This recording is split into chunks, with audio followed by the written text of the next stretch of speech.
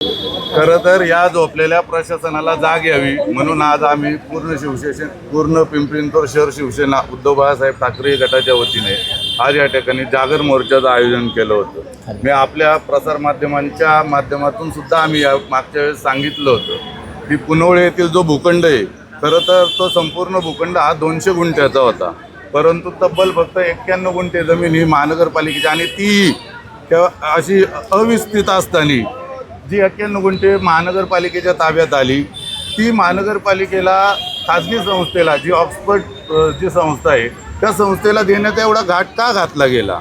खरं तर त्या संस्थेला देण्यासाठी खरं तर आमच्या येथील 4 कॉर्पोरेटर होते, त्यांनी देखील या ठिकाणी विरोध केला। आपण पाहिला असेल भाजपच्या बऱ्याचशा नगरसेवकांनी जे सत्ताधारी आहेत त्यांनी देखील तो भूखंड देण्यास विरोध केला होता।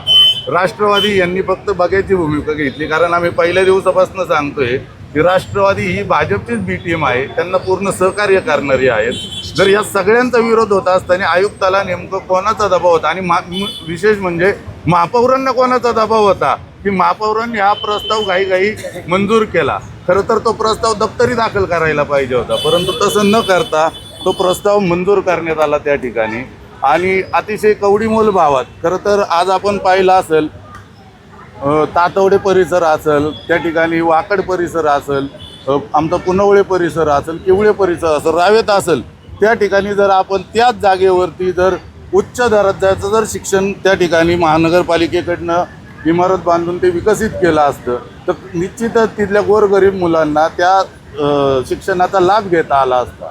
आपण जर पाहिलं तर अतिशय फक्त 7 करोड रुपयाला ती 30 वर्षासाठी म्हणजे 30 वर्षांनी सुद्धा ती जी मिळकत आहे ती महानगरपालिकेला मिळन अथवा ना मिळन याच्यात पण आता डाऊट वाटतोय सर्वांना।